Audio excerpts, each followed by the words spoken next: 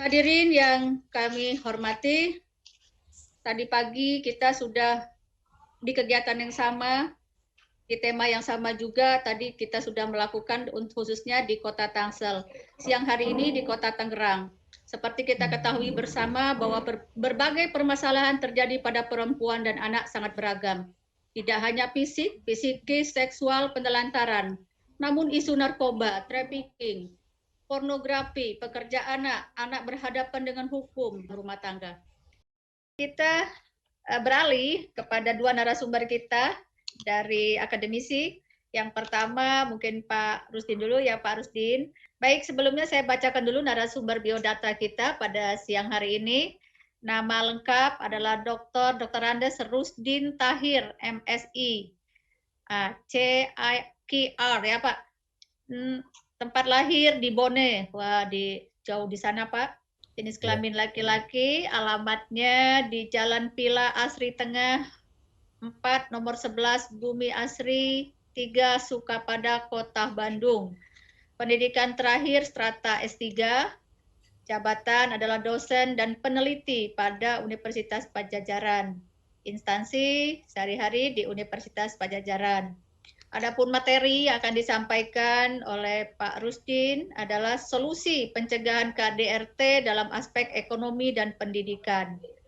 Materi yang akan disampaikan pada siang hari ini yaitu strategi kebijakan penghapusan KDRT dalam perspektif hukum. Kami persilakan kepada Pak Rusdin Tahir untuk menyampaikan materinya. Kami persilakan Pak, silakan. Kalau kita bicara tentang KDRT terutama, itu sebenarnya kita harus tahu juga filosofinya. Kenapa ketimpangan-ketimpangan terjadi antara laki-laki dan perempuan dan seterusnya. Tetapi saya ingin menyoroti bahwa di tahun 2019 itu para anggota Dewan kita dan bersama tentu pemerintah menginstruksikan untuk diberlakukannya otonomi daerah. Nah, di dalam otonomi daerah ini saya pikir yang paling menarik untuk kita bicarakan adalah bagaimana partisipasi perempuan di era otonomi daerah itu. Bahkan dikeluarkan undang-undang kalau nggak salah tahun 2004, 2003, nomor 33 dan 34 dan seterusnya. Nah, kalau kita lihat di sisi ini, tentu saya tidak bicara lagi tentang apa tadi udah disampaikan oleh Bu Emi, udah disampaikan oleh Bu Nina, termasuk yang disampaikan oleh Pak Nisar. Tetapi saya akan melihatnya dari sisi akademisi. Sebagai seorang dosen dan peneliti yang turut mengamati perkembangan mengenai KDRT ini. Kalau kita perhatikan peluang partisipasi perempuan, kalau kita lihat, bisa kita perhatikan bahwa perempuan itu sebenarnya berpeluang besar untuk berpartisipasi dalam proses pengambilan keputusan publik di era otonomi daerah. Itu beberapa undang-undang nanti akan dibahas oleh Bu Dewi, saya pikir itu akan nanti lebih jauh, bahwa sebenarnya terutama bila ada komitmen bersama untuk mewujudkan pemerintahan yang baik, tentu temanya tepat sekali hari ini, bagaimana mengkolaborasikan berbagai lembaga dan instansi sama-sama bekerja untuk mewujudkan pemerintahan yang baik dalam menangani KDRT. Yang berikutnya, dengan semakin besarnya partisipasi perempuan diharapkan akan menjamin penghapusan ketimpangan antara laki-laki dan perempuan, baik secara individu, antar kelompok maupun yang lainnya nanti. Itu artinya kita akan melihat tanpa ada yang terpinggirkan. Yang menarik di sini terkait dengan undang-undang otonomi daerah ini, perlu dipicu partisipasi perempuan dalam pengambilan keputusan publik tentunya di tingkat lokal, termasuk di Provinsi Banten dan kabupaten kotanya tentu yang ada di dalamnya. Yang lain yang ingin saya sampaikan adalah bahwa pada saat ini partisipasi dan keterwakilan perempuan di lembaga-lembaga politik atau lembaga strategis penentu kebijakan publik, baik itu di tingkat nasional maupun tingkat lokal, itu masih sangat rendah. Saya punya data yang saya ambil juga dari Provinsi Banten. Nah, datanya demikian. Jadi kalau kita lihat partisipasi perempuannya itu baru ada sekitar 15 orang dari satu provinsi. Bahkan Serang, ini kota Serang tidak punya perwakilan yang duduk di Dewan atau di DPRD. Jadi kalau kita bisa lihat di sini begitu kecil partisipasi perempuan ini terkait dalam pengambilan kebijakan seperti apa tadi yang disampaikan oleh Pak Nizar, fungsinya sebagai anggota dewan dan seterusnya. Kalau di sana wanitanya sedikit, tentu suara yang mewakili wanita tidak seimbang. Kalau kita bisa lihat antara 70 sampai berbanding 15. Kalau kita bilang 30% atau bahkan ini belum tercapai apa yang diharapkan. Jadi saya punya data lain, datanya saya ambil karena data terbarunya baru 2018, tetapi saya ambilnya 2020, itu kita bisa lihat persentasenya. Jadi kelihatan sekali keterlibatan perempuan di parlemen itu baru 23,54%, belum 30%. Kemudian perempuan sebagai tenaga profesional ini sudah besar. Sedangkan sumbangan pendapatan perempuan masih ini cukup besar dibandingkan kalau melihat posisinya tadi 70 dengan 15. Kalau dilihat di sini kan dudukannya sudah hampir mendekati. Tetapi indeks pemberdayaan gendernya ini kita bisa lihat angkanya cukup fantastis. Yang lain, saya punya data mengenai jumlah pegawai negeri sipil. Menurut kabupaten kota di Tangerang, kita bisa lihat bahwa masih di 2019 dibandingkan dengan tahun 2018 ini sudah mengalami peningkatan tentu. Nah, ini kita bisa lihat partisipasi perempuan dan ini sudah mendekati. Dan kalau kita lihat jumlah penduduk Provinsi Banten, kalau saya amati tadi hampir memang 50% kira-kira gitu. Jadi wajar kalau misalnya perempuan dan laki-laki bisa kita lihat yang jadi PNS-nya. Jadi di sini wanitanya lebih banyak yang jadi PNS dibandingkan laki-laki. Yang lain data yang ingin saya sampaikan adalah bahwa pengaduan tentang kekerasan tadi perempuan terhadap perempuan, maksudnya terhadap anak dan seterusnya, pengaduannya itu justru kebanyakan diajukannya ke satu lembaga di bawah kepolisian, yaitu UPPA. Jadi kan logikanya kalau misalnya memang partisipasi pemerintah secara baik di Provinsi Banten, harusnya di DP3 ini yang paling tinggi yang mengadukan kekerasan yang dihadapi atau apapun yang berkaitan tadi dengan perlindungan perempuan, tentu harusnya di lembaga ini yang paling tinggi. Tapi nyatanya, faktanya kita bisa lihat, ternyata lebih banyak yang mengadukan ke satu lembaga di bawah naungan kepolisian. Ini menunjukkan bahwa belum optimalnya DP3 P3KB, kira-kira gitu. Nah, yang lain kita bisa lihat data yang lain, saya pikir ini mungkin tugasnya Bu Nina dan staf dan kawan-kawan. Nah, nanti tentu kami dari akademisi siap terjun dalam semacam satu pandangan dari sisi akademisi.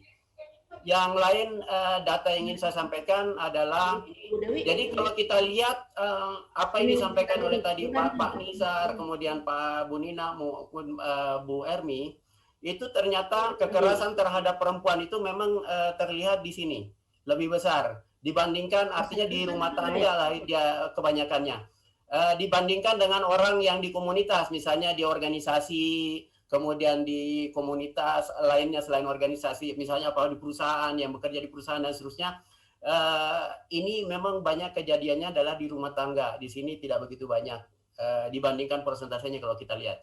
Nah, artinya apa? Ranah yang paling berisiko bagi perempuan yaitu kekerasan dalam ranah personal. Kalau lihat data yang kita punya ya dari Provinsi Banten ini. Dari sisi perkawinan misalnya, kekerasan dalam rumah tangga dan dalam hubungan personal itu mencapai 75% atau sekitar 11.105 kasus tahun ini gitu ya, tahun ini. Atau yang dilaporkan dalam 5 tahun terakhir itu banyak kelihatan di kekerasan seksual. Data yang lain yang bisa saya sampaikan adalah ini ada catatan tahunan Komnas HAM Perempuan 2020. Datanya bisa kita lihat di sini adalah kekerasan terhadap istri, kelihatan sekali. Ini angkanya cukup fantastis.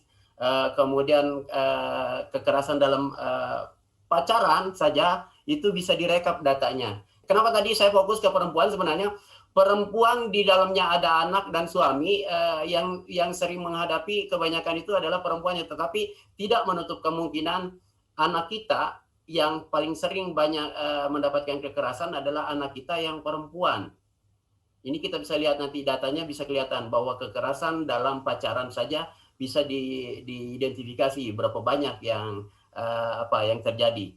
Data lain yang ingin saya sampaikan adalah ini ringkasan yang tadi saya pikir. Jadi kalau kita lihat di sini adalah kekerasan KTI lebih tinggi, paling besar di sana ininya ya, yang pacaran tidak terlalu besar. Yang lain data yang ingin saya sampaikan adalah jenis kekerasan seksual ranah personal itu datanya juga kita bisa lihat betapa tingginya di Provinsi Banten ini. Nanti kita bisa lihat dari aspek mana saja. Jadi kekerasan seksual dalam bentuk INES ini paling banyak dilaporkan di P2TPA P2A.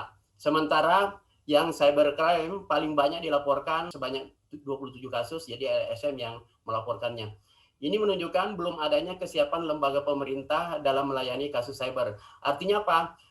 Mungkin Bu Nina sudah punya jelita, punya apa yang bisa mengkomunikasikan dan seterusnya. Tetapi kalau Bu Nina jalan sendiri, inilah yang kita harapkan perlunya kolaborasi. Jadi sangat tepat tema hari ini adalah kolaborasi antar instansi untuk menangani KDRT ini. Yang lain data yang ingin saya sampaikan sebelum kita masuk ke penyelesaiannya, ini juga kita bisa lihat. Jadi tingkat kekerasan terhadap perempuan selama 12 tahun terakhir ini peningkatannya cukup tinggi. Kalau kita lihat menurut Badan Peradilan Agama dan pengaduan yang diterima oleh Komnas Perempuan itu ada peningkatan dari 2008 ke 2019 ini hampir mendekati 800% selama 12 tahun terakhir. Hal ini dapat dimaknai bahwa sebenarnya kekerasan terhadap perempuan di Indonesia dalam 12 tahun hampir mendekati 8 kali lipat. Ya, 8 kali lipat dari jadi kita bilang dari 2018 sampai 2019 peningkatannya cukup tajam. Nah, dalam situasi yang sebenarnya mungkin saja sebenarnya banyak perempuan yang mengalami kekerasan tetapi tidak berani melaporkannya. Jadi mungkin kalau itu semua melaporkan mungkin jauh lebih tinggi lagi dibandingkan dengan yang ini. Apakah dengan alasan misalnya malu, nggak mau ketahuan orang, ya, atau misalnya hal-hal yang lain mengakibatkan tidak melaporkan. Ini aja yang melaporkan saja itu ada peningkatannya 800%. Apalagi kalau semuanya melapor. Yang lain, jika setiap tahun kecenderungannya kekerasan terhadap perempuan konsisten mengalami peningkatan, menunjukkan gejala tidak adanya perlindungan dan keamanan terhadap perempuan. Bahkan terjadi pembiaran stakeholder, siapa saja yang stakeholder ini mungkin kita nanti akan mengamatinya apakah dari pemerintah, apakah dari masyarakat itu sendiri, atau yang lain dan seterusnya. Yang lain, kalau kita lihat fenomena ini dapat dikatakan kekerasan terhadap perempuan menjadi budaya yang menguat di kalangan masyarakat kita. Boleh jadi, ya, boleh jadi kasus kekerasan terhadap perempuan ini yang dilaporkan menunjukkan satu kasus proses hukumnya berjalan selama bertahun-tahun. Misalnya satu kasus saya amati di Provinsi Banten itu kasusnya sebenarnya tahun berapa? Tetapi sampai hari ini belum selesai. Jadi kalau data yang saya punya itu ada satu kasus dilaporkan tahun 2016, ini sudah berjalan 4 tahun belum selesai-selesai. Jadi kalau penanganannya seperti ini mungkin nanti ada Kejari, ada dari pihak hukum apa dan seterusnya bisa mengamati secara baik bagaimana kasus yang 2016 diproses kok sampai tahun 2000 belum selesai juga. Nah, kalau misalnya perempuan berpikiran, ngapain masuk ke sana, itu prosesnya aja sudah lama dan seterusnya. Ngapain lapor dan seterusnya. Jadi ini juga satu tantangan buat kita. Yang lain yang ingin saya sampaikan adalah kekerasan terhadap perempuan menurut layanan ini kalau kita lihat paling tinggi itu adalah Jawa Barat. Jadi berdasarkan apa yang lapor ke pusat-pusat layanan tadi. Jadi ini data saya himpun dari Komnas HAM Perempuan 2020. Nah, kalau kita lihat Banten itu ada di urutan, kalau kita lihat ini Jabar paling tinggi, kemudian Jawa Tengah, baru DKI. Alhamdulillah Banten, tapi termasuk angkanya lumayan besar meskipun dia di urutan keberapa, tetap aja kita menjadi tanggung jawab bersama untuk menyelesaikannya. Yang lain yang ingin saya sampaikan bahwa sebenarnya kekerasan dalam rumah tangga merupakan bentuk pengontrolan terhadap pasangan yang dapat terjadi di setiap masyarakat dan keluarga. Pada kelas sosial mau apakah itu ekonomi lemah, menengah, apa itu bisa saja terjadi. Karena adanya anggapan bahwa laki-laki itu adalah superior dan posisi perempuan adalah inferior. Yang lain yang ingin saya sampaikan adalah kalau itu dibiarkan, maka sebenarnya tidak sedikit peran suami yang memiliki hak untuk memaksakan kehendaknya kepada istri karena ia merasa kepala keluarga. Jadi merasa kepala keluarga harus dipatuhi dan seterusnya. Melenceng sedikit dari aturan, maka dengan emosi, dengan gampang amarah itu timbul dan seterusnya. Maka kekerasan itu bisa terjadi. Yang lain saya pikir anggapan gender bahwa seorang istri seharusnya bekerja di wilayah domestik dan dan laki-laki bekerja di wilayah publik. Jadi seolah-olah ya udahlah perempuan di rumah saja, yang boleh bekerja keluar adalah laki-laki. Tapi suatu saat tiba-tiba hitung-hitungan, ngapain kamu di rumah aja tidak menghasilkan apa-apa, yang saya capek-capek mendapatkan nafkah dan seterusnya. Jadi itu juga bisa menyebabkan terjadi karena rutinitas istri yang terjebak dan seterusnya, tentu posisinya termarginalkan dan tentu kita bisa lihat bagaimana akibatnya. Yang lain yang ingin saya sampaikan bahwa kebudayaan telah mendorong perempuan atau istri supaya bergantung kepada suami, khususnya secara ekonomi. Beberapa pengamatan yang saya lakukan di Banten, tentu saya belum tampilkan hasilnya secara penuh, tetapi beberapa di daerah memang menunjukkan bahwa salah satu penyebab utama kejadian ini sebenarnya dilihat dari faktor ekonomi. Bisa kita nanti lihat datanya. Nah, hal ini membuat perempuan sepenuhnya berada di bawah kuasa suami yang seringkali berakibat istri diperlakukan semena-mena sesuai dengan kehendak suami tadi karena merasa tadi dominan dan seterusnya, karena merasa jadi kepala keluarga dan seterusnya. Yang lain yang ingin saya sampaikan, banyak nanti yang ingin saya sampaikan adalah penelitian-penelitian yang menunjukkan bahwa pemicu tindak kekerasan terhadap istri ini sering disebabkan oleh suami frustasi di tempat kerja, kemudian dibawa ke rumah, bawaannya marah-marah, dengan sangat mudah melampiaskan kejengkelan pada istri dan seterusnya. Tetapi yang lain yang bisa kita lihat, 3 hal penting yang ditransfer melalui pendidikan, yaitu nilai, pengetahuan atau knowledge, kemudian keterampilan. Sehingga lembaga pendidikan formal merupakan salah satu tempat transformasi nilai. Tingkat pendidikan seorang mempengaruhi wawasan berpikir. Nah, kalau wawasan berpikirnya nanti apakah suaminya atau wawasan berpikirnya sang istri, tentu yang tadi gejala-gejala tadi bisa kita atasi sedikit demi sedikit. Jadi karena faktor ekonomi tadi penentu, dan yang kedua adalah faktor pendidikan. Yang lain yang ingin saya sampaikan bahwa rendahnya pendidikan menentukan bentuk manajemen rumah tangga yang kalau kasarnya bisa amburadul gitu istilahnya, karena nggak ada manajemen. Jadi karena pendidikan, jadi hanya dengar sana, dengar sini, apa yang dijalankan tidak tertata dengan baik. Ini biasanya dihadapi oleh orang-orang yang tidak mengalami pendidikan secara baik. Hasil riset Komnas HAM Perempuan 2020, datanya yang saya dapatkan adalah jadi respondennya itu ada dibagi 2 kelompok. Jadi responden yang berpenghasilan di bawah 5 juta dan responden yang berpenghasilan di atas 5 juta. Pekerja di sektor informal lebih rentan mengalami kekerasan daripada bekerja di sektor formal. Hasil riset yang saya kumpulkan beberapa baik dalam negeri maupun di luar negeri itu, ternyata penyebab utamanya itu ada di masalah ekonomi.